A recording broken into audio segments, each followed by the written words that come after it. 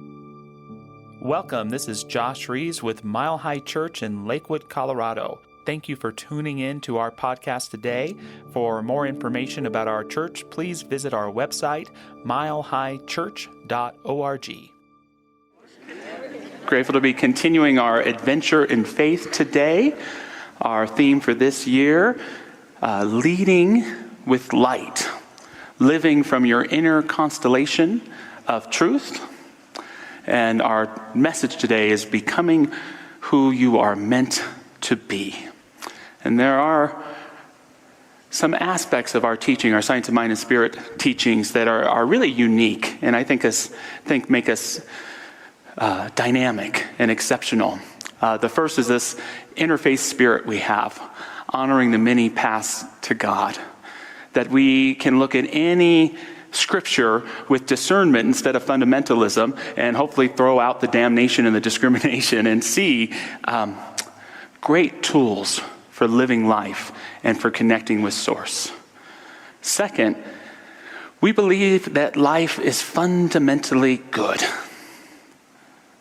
That life is good, that God is good, that the universe arcs and bends towards goodness. Are there bad things going on all the time? Yes, but there's always that presence, that light, that's moving us towards something better if we can embrace and embody it. I'll take it. Who's there? And third, and perhaps most importantly, we believe in the divinity of the individual. That each of us is an expression of divine light. Walt Whitman, the great transcendentalist poet, wrote probably the greatest poem of all time called The Song of Myself. And the opening words, I celebrate myself. That spirit, that presence of who we are. We don't keep it hidden. We allow it to shine, and we embrace it in our teaching in a humble way. Ernest Holmes, our founder, put it this way: the greatest gift life could have made to you is yourself. You are a spontaneous, self-choosing center in life, in the great drama of being, the great joy of becoming, the certainty of eternal expansion. You could not ask for more, and more could not have been given. And I know when we first hear a quote, we take it on intellectually, we ponder it, but I invite our hearts to enter into a place of transparency this morning and to see if we can hear this from the very voice of Spirit to ourselves. The greatest gift life could have made to you is yourself. You are a spontaneous, self-choosing center in life, in the great drama of being. The great joy of becoming, the certainty of eternal expansion. You could not ask for more, and more could not have been given. Thank you, life. Thank you, Spirit. To accept that gift of who we are is to open up what for so many centuries has been sometimes the deepest secret of humanity. That we are expressions of the universal wholeness, that we are all children of God, that we all belong here. In the mystic Gospel of Thomas, a gospel that was written around the same time as the Synoptic Gospels, and it surrounds the sayings of Jesus. Jesus is saying, tell me what I'm like. And one of the disciples says, you are like a great philosopher. And another disciple says, you are like an angel. And then Thomas says, Master, my mouth cannot even begin to say that which you are like. And Jesus rewards him by taking him off to the side, and he whispers divine secrets into his ear. And he comes back, and the disciples say, what did he tell you? What did Jesus say? And Thomas says, if I told you, you would pick up stones and throw them at me. And I think it has to do with that divine secret of our own divinity, that we are, in a sense, godlings, spirit expressions, individualizations of the whole. But what's important is that we accept that truth with humility and not with arrogance. Life is God's gift to you, but that does not make you God's gift to humanity. You are an expression of God. Your divine inheritance is the very potential of the universe. And yet that does not give you the right to act like a king or queen in your life or in the lives of others. When we get arrogant about our divinity, when we get self-righteous about it, we lose it immediately. But when we accept it with humility and realize it gives us the empowerment to serve others, to uplift this world around us, then we embody that divinity. We realize that the purpose of life is not to have our souls tested by anything other than our own measurements. That the purpose of life is to become who you are meant to be. And in that, the Spirit becomes well pleased in who you are. And last week we talked about part of how we do that is we identify our light of first cause. We identify that virtue which is uniquely your own, even though someone else may call it by the same name. It's that unique virtue of your own uniqueness and spirit. It's more than just your name or your address. It's that much of who you are. And your light of first cause is how you bring forth your light, your inner constellation of truth. But there's also what I've been calling your light of response. There's that basic virtue that you bring to life. Then there's that virtue that you summon when faced with adversity or a criticism or a challenge.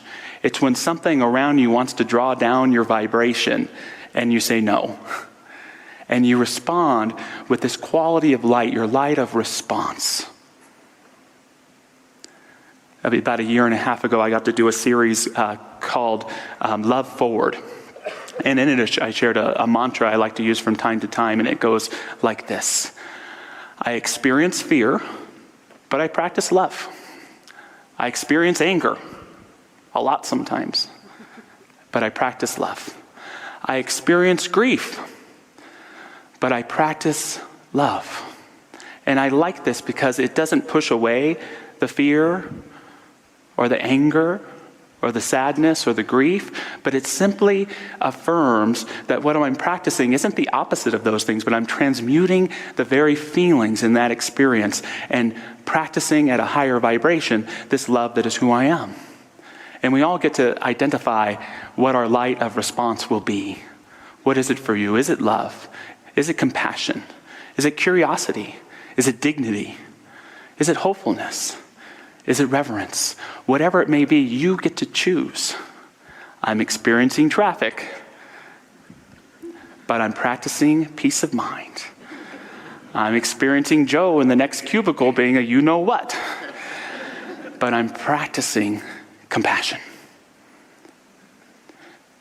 This recognition of light within us is the very basis of pragmatic spirituality, that what is within you is always greater than what is around you.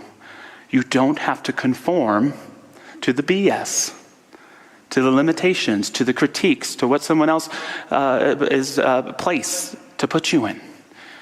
You get to respond from that inner constellation of truth within you to bring it about in all that you do. And what happens when you live from that light, no longer does it live to the vibration down of what's coming at you, but you uplift it from your own, and life begins to conform to what that is. Are there any sports fans here in the sanctuary or here at home? It's a dark week in Denver sports. No Rockies, a tough Denver Thursday night, but for sports fans, right now is generally known as sports heaven. Because you've got the heart of the football season in college and in NFL. Baseball playoffs are starting. Dr. Barry picked the Atlanta Braves over my Dodgers this morning in the first service, which upset me.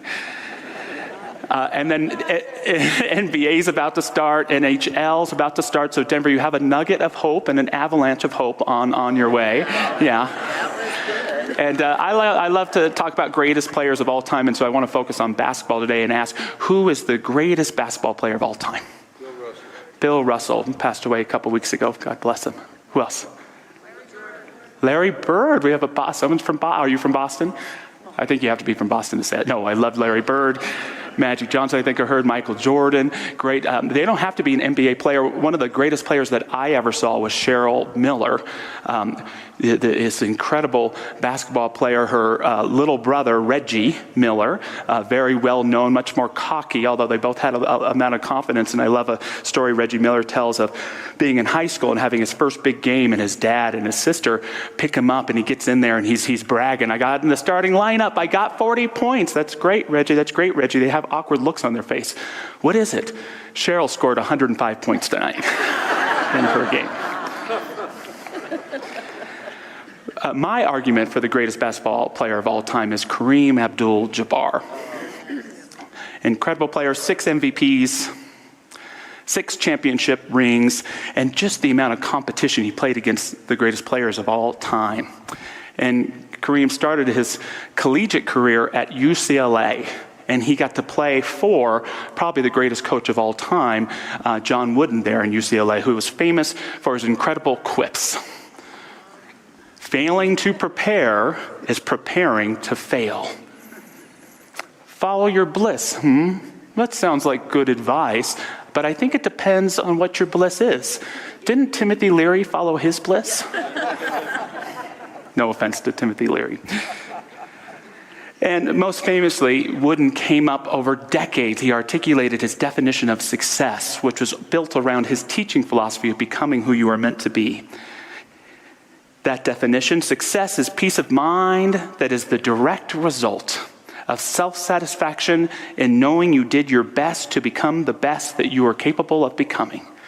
Notice there's no winning or losing in that, just becoming that which you are. Success is peace of mind that is the direct result of self-satisfaction and knowing you did your best to become the best that you are capable of becoming. And Kareem was such a great player, and he faced a lot of discrimination for the color of his skin, for his height, for his very kind of sensitive, more mindful, quiet nature. And the NCAA must have known what a powerful player he was going to be. They didn't admit this, but upon his entrance, they banned the slam dunk. No dunking allowed. Can you imagine that today? No slam dunks, which was a key part of Kareem's game. And so you can imagine he was hurt by this. He was angry about this. He was saddened by this. And you know you're pretty great when they have to change the rules for your entry. And you can know that in your life. That when someone makes a rule that seeks to limit you, when someone tries to put you in a place that is other than them, when someone puts you down, what's really going on is they're afraid of your power. They're afraid of that light of who you are. It somehow threatens their light too. And so Kareem had to find another way, a different way. And all of us have to do that when faced with adversity. Is this something that's going to stop me and slow me down, or is this going to make me even better? The famous poem from the 1800s by Douglas Malloch comes to mind. If you can't be a pine on the top of the hill, be a scrub in the valley. But be the best little scrub by the side of the hill. Be a bush if you can't be a tree. And if you can't be a bush, be a bit of the grass. And some highway happier make. If you can't be a muskie, then just be a bass, but the liveliest bass in the lake. We can't all be captains, we've got to be crew. There's something for all of us here. There's big work to do, and there's lesser to do. And the task you must do is the near. If you can't be a highway, then just be a trail. If you can't be the sun, be a star. It isn't by size that you win or you fail. Be the best of whatever you are. And all Kareem did was slowly develop the most effective and beautiful shot in the whole world of basketball, the sky hook. There he is. Look at that beautiful shot by that beautiful man. And I would ask you today, what is your sky hook? What is that talent that you've developed because of adversity that you've faced? What is that trait of your character that you have come to embody and define in spite of the challenges in your life? What might be challenging you right now, today, that you have thought too little of yourself, that it has caused you to freeze in this place of inaction or procrastination? How can you go within and develop that skill that allows your version of the sky hook to play out in your everyday life? To become that which you really are, embrace the truth of your divinity with humility, respond to adversity with your light of truth, and learn to make the authentic connection. Commit your life in all of your relationships to making authentic connections. It's these things called relationships. It's these things called one another that help us to become who we are meant to be.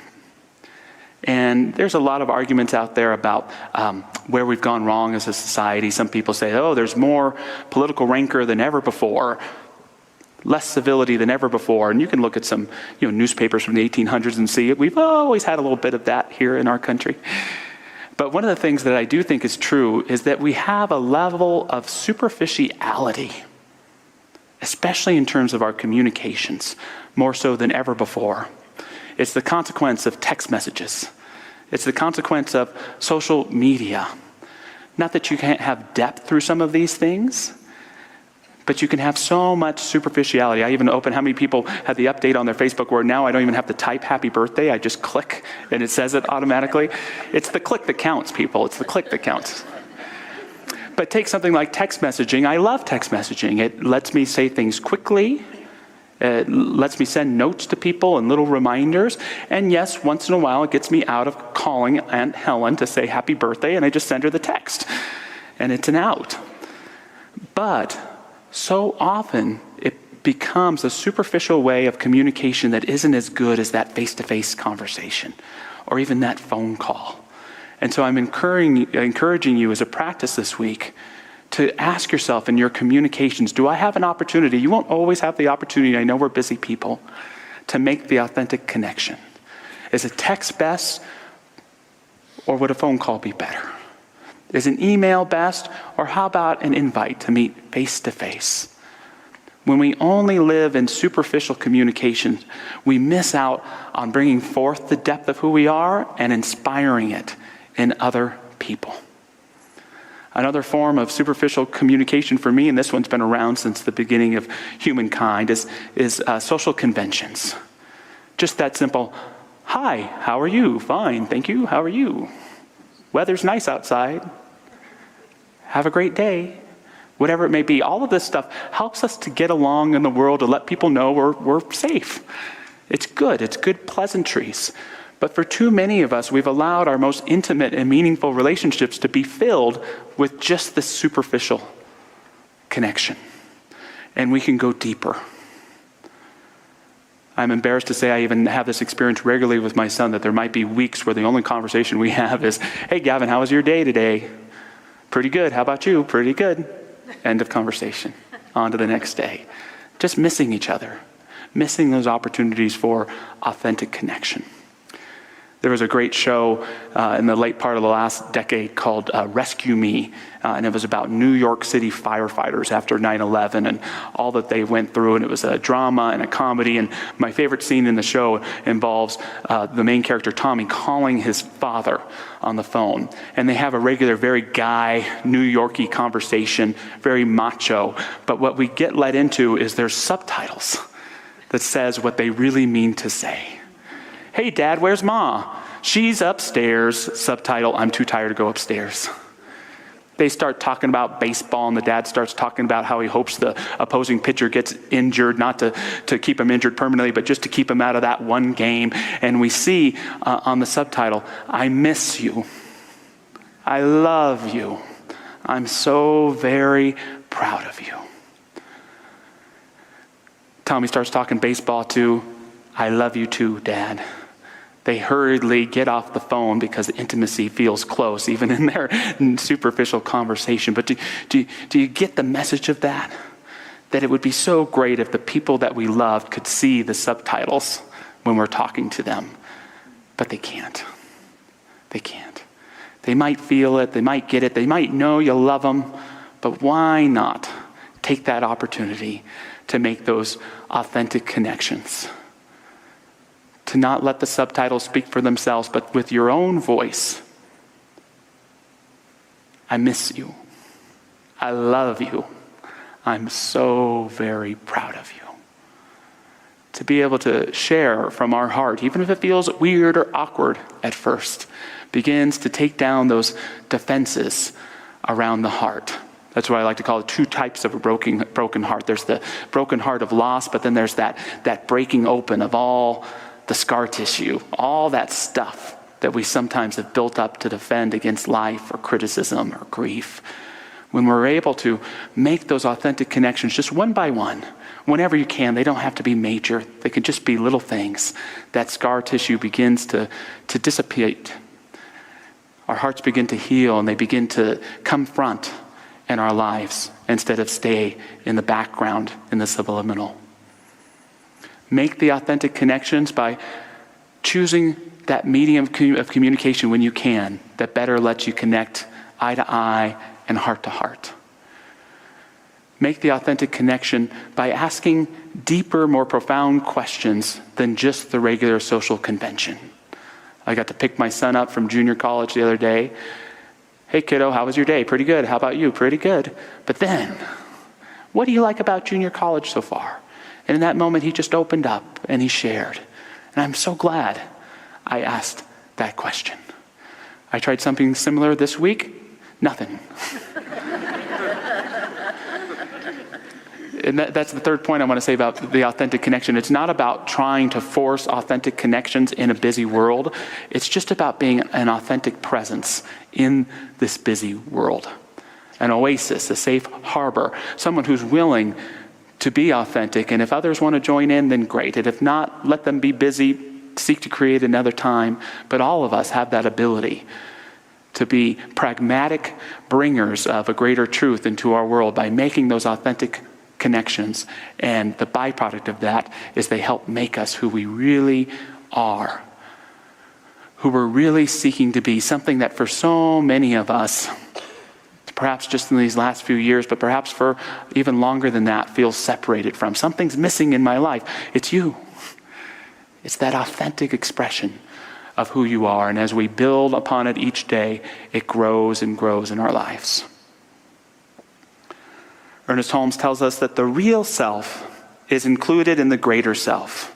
It is nothing less than a reproduction of the universal mind on the scale of the individual. This is the real person. That's a big deal.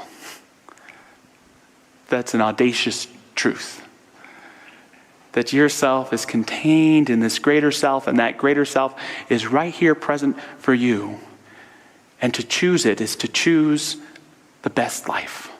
To choose it is to choose a greater awareness. To choose it is to choose becoming who you are meant to be. And again, the byproduct of that is the healing, the connection, and the love that you seek. Nothing or no one outside of you can bring it to you. They must come through you in that receptivity of love. Become who you are meant to be by humbly accepting your divinity, by responding to any challenge, adversity, nasty comment with your light of response, and by filling your life with the joy of making those authentic connections wherever they may lead. So just moving into prayer this morning, I invite you to join me if you choose. Just honoring that light of mile-high consciousness that fills this sanctuary, and I know fills where anyone experiencing this service is. I just can't help but want to take that light of response, our light of love, our light of awareness, and to recognize we never use that to turn away from the world, but to turn into it. And we just acknowledge, and I acknowledge the pain that so many people are experiencing in Thailand. based upon the murder of innocents. Terrible events in Indonesia. Fighting for freedom in Ukraine and in Iran. People seeking to recover from hurricanes in our own country, in Florida and North Carolina and Puerto Rico and beyond. We take this light of truth, this light of awareness of a greater good, and we apply it. We look whatever might be challenging anyone right in the eye. And we know the truth, that even in the midst of pain, in the midst of sorrow, there is that divine light of hope planted in each one of us, a primordial seed, ever bringing forth as we are willing to nurture it with the grace of a divine consciousness. And just coming back to our own lives today, may we affirm to ourselves, I am creating the space to become who I am meant to be. Not in a fatalistic end-all, be-all kind of way, but just in this moment. How can I best create the space to become who I am meant to be right now? Knowing as we choose and step into that, we don't do it alone. There is a divine and intelligent mind that is showing up in our mind, in our heart, in our body, in our relationships, in all that we do. We embrace it. We allow it to weave itself into our experience, and we reap all of the benefits. We say thank you for the healing. Thank you for the reconciliation. Thank you for the understanding. Thank you for the way of being that simply validates that I am exactly enough as I am. I simply choose to be more of it in all that I do, unabashedly, without repression, but with that divine flow that heals myself and heals whatever place in the world we may occupy around us. And so it is. Thanks for listening to the Mile High Church podcast. This podcast is made possible by the generous contributions from listeners like you. To make a donation, please visit milehighchurch.org.